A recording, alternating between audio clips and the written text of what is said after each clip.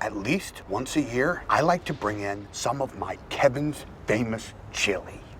The trick is to undercook the onions. Everybody is going to get to know each other in the pot. I'm serious about this stuff.